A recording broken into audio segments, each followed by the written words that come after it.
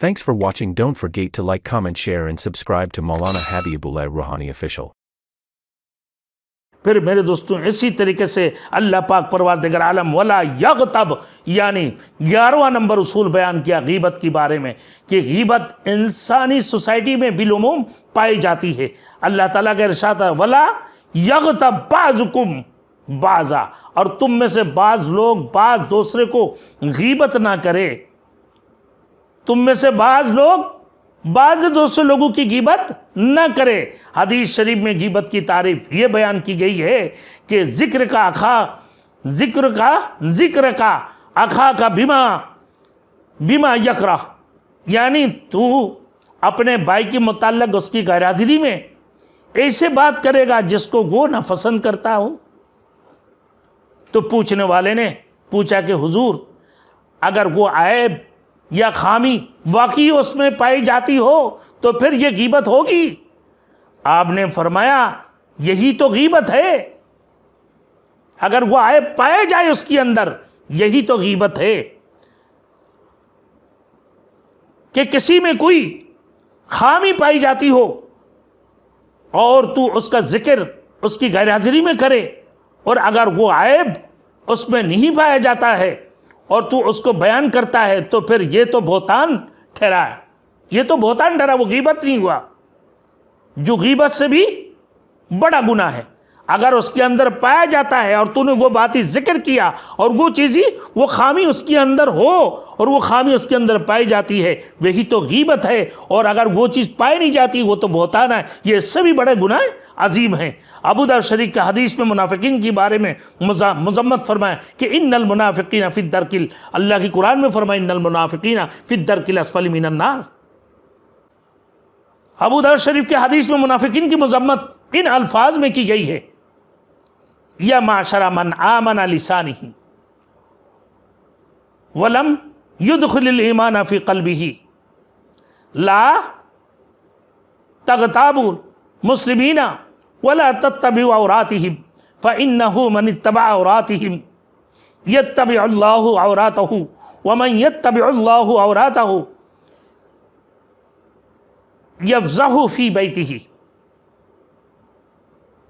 آئے وہ لوگوں جو زبان سے ایمان لائے ہو اور ایمان ابھی ان کی دلوں میں نہیں اترا ہے، مسلمانوں کی غیبت نہ کیا کرو اور ان کی پوشیدہ عیبوں کے پیچھے نہ پڑا کرو، کیونکہ جو ایسا کرے گا اللہ کا معاملہ بھی اس کی ساتھ ایسا ہی ہوگا، اور جس کی ساتھ اللہ تعالیٰ کی طرف سے ایسا معاملہ ہوگا اللہ تعالیٰ اس کو اور اس کی گھر میں ہی ذلیل کر دے گا۔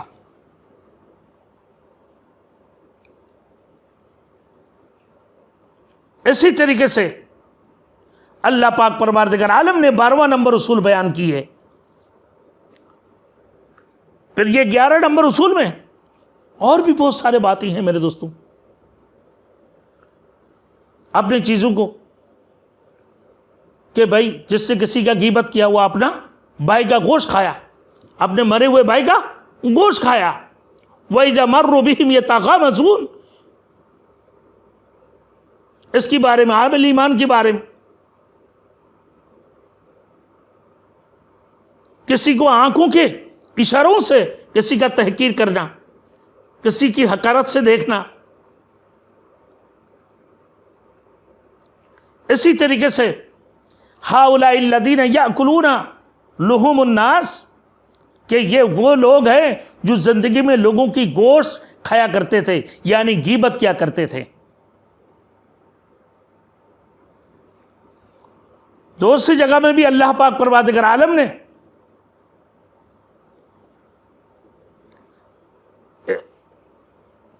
ارشاد فرمایا،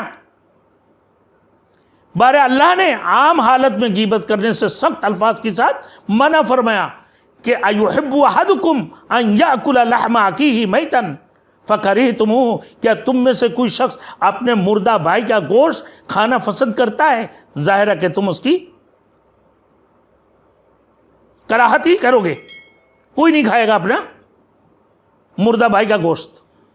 مطلب یہ کہ تو غیبت کرنا اپنا مردہ بھائی کا گوشت کھانے کے مترادف ہے۔ تو غیبت کرنے سے انسانوں کے درمیان نفرت پیدا ہو جاتی ہے، غیبت کرنے سے انسان کے اندر کینہ پیدا ہو جاتی ہیں، غیبت کرنے سے انسانوں میں بغض عداوت پیدا ہو جاتی ہے۔ تو لہذا غیبت سے بچنے چاہیے، واتقوا اللہ، اللہ سے ڈرتے رہنا چاہیے، ان اللہ تواب الرحیم، لہذا تم توبہ کرو کہ کسی کے غیبت نہیں کرو گے، بے شک اللہ پاک پروردگار عالم توبہ کرنے والے ہیں، اللہ پاک پروردگار عالم توبہ کرنے والوں کے اوپر نہایت مہربان ہے۔ اسی طریقے سے 12واں نمبر رسول اللہ نے فرمایا، یا ایھا الناس انا خلقناکم من ذکر و انثی وجعلناکم شعوبا وقبائل لتعارفوا ان اکرمکم عند اللہ اتقاکم ان اللہ علیم خبیر۔ اے لوگوں، بے شک ہم نے پیدا کیا تم کو ایک مرد اور ایک عورت سے، اور بنائے ہم نے تمہارے لیے شعوب اور قبیلے تاکہ تم آپس میں متعارف ہو، ایک دوسرے کے پہچانو۔ بے شک تم میں سے زیادہ عزت والا اللہ کے نزدیک ہوا جو زیادہ تقوی والا ہے۔ اللہ تعالیٰ سب کچھ جاننے والا ہے اور ہر چیز کا خبر رکھنے والا ہے۔ یہ 12واں نمبر اصول۔ میرے دوستوں، اللہ نے تو ایک ہی نفس سے بنایا، ایک ہی مرد اور عورت سے بنایا تمہیں، لیکن پھر تمہارے اندر تم آپس میں، اللہ رب العزت نے تمہیں زمین کے اندر، اس کائنات کے اندر، هو الذی ذراکم فی الارض والیہ تحشرون، خدا کی ذات وہ ہے جس نے تمہیں زمین میں پھیلا دیا اور پھر تم اسی کی طرف اکٹھے کیے جاؤ گے۔ اب کوئی سید بنے یا کوئی پٹھان بنے یا کوئی مغل بنے یا کوئی صدیقی بنے یا کوئی فاروقی بنے یا کوئی میاں بنے یا کوئی چودھری بن جائے یا کیا کوئی اور کچھ بن جائے، تو اس سے مطلب یہ ہے کوئی کسی کے اوپر، الذی خلق لکم من نفس واحدہ، جس رب نے تمہیں بنایا ایک ہی نفس سے اللہ نے تمہیں بنایا، ایک ہی نفس سے پیدا کیا، یعنی آدم سے، پہلے آدم علیہ السلام سے اس کا جوڑا بنایا اور پھر اس جوڑے سے سارے نسل انسانیت کو تخلیق کیا۔ یہ نسل آئندہ بھی تا قیام قیامت پھیلتے رہے گی۔ لیکن بڑے افسوس، آج ہمارے اندر ہم کسی کو 36 قومیں ہیں، کتنی سارے قوم ہیں میرے دوستوں، لیکن اللہ کے نزدیک سارے کے سارے جو اللہ کے نزدیک انسان ہیں، اور وہ انسان صحیح معنوں میں انسان ہے، المومن ہے، سچے مومن ہے اور کامیاب ہے جن کے اندر تقوی ہے۔ اور اگر تقوی نہیں ہے تو کوئی اللہ کی قرب نہیں ہے۔ اللہ نے سب چیزوں کی جماعت بنا دی ہے تاکہ تم آپس میں متحد رہو، اور یہ اتحاد رہنا آج اگر میرے دوستوں ہم یہ کہہ کر اگر آپس میں بڑھ جائیں، جس رب نے تمہیں ایک ہی مرد اور عورت سے بنائی، پھر تم نے جو ہے نا، اور ایک ہی انسان ہو، اللہ نے تمہیں انسان بنا کر اس کائنات کے اندر بھیجے، اور پھر انسان میں سے کوئی پٹھان بھی ہے، کوئی مغل بھی ہے، کوئی صدیقی بھی ہے، کوئی فاروقی بھی ہے، لیکن اللہ کے نزدیک کوئی چودھری بھی ہے، کوئی سید بھی ہے، کتنی سارے قوم، کوئی میاں بھی ہے میرے دوستوں، کتنے سارے، کوئی انصاری بھی ہے، بہت سارے جماعتیں ہیں، بہت سارے لوگوں کی قبیلے ہیں، ہر قسم کی قبیلے اللہ رب العزت نے سب کی جو ہے نا قبیلے الگ الگ بنا دی ہے، لیکن ایک دوسرے کو حقیر سمجھنے کے لیے نہیں، ایک دوسرے کو چھوٹا سمجھنے کے لیے نہیں، بلکہ سب اللہ کے نزدیک سب سے زیادہ پسندیدہ وہ شخص ہے جو اللہ کے نزدیک جو زیادہ تقوی اختیار کرنے والے ہیں۔ جو اللہ کے نزدیک سب سے زیادہ پسندیدہ شخص وہ ہے جو تقوی اختیار کی ہے، جو متقی ہے، جو فرزگار ہے۔ یہ 12 اصول میں نے جو بیان کیا ہوں، سن لے، میں دوبارہ اس کو دہراتا ہوں۔ آخر اللہ اور اس کی رسول کے حکم سے آگے نہ بڑھو، اور حالت میں اللہ سے ڈرتے رہو۔ 13 نمبر، پیغمبر اسلام کی آواز سے اپنی آوازوں کو بلند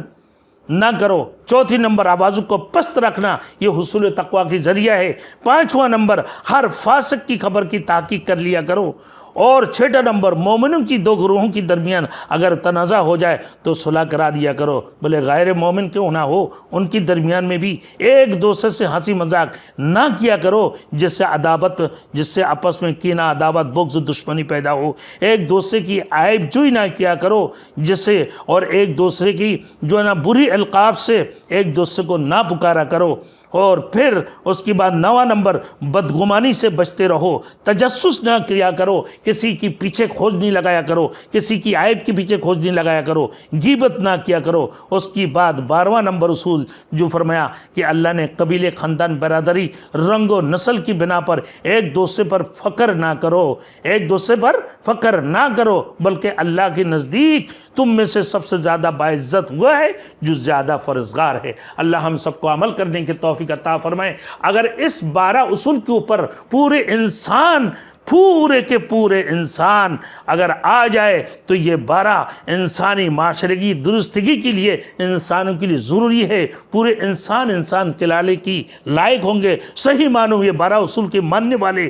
حقیقی مسلمان ہیں اور حقیقی انسان ہے، جو سورۃ الحجرات کے اندر جو اللہ کے رسول صلی اللہ علیہ وسلم کی حجرہ اور امہات المومنین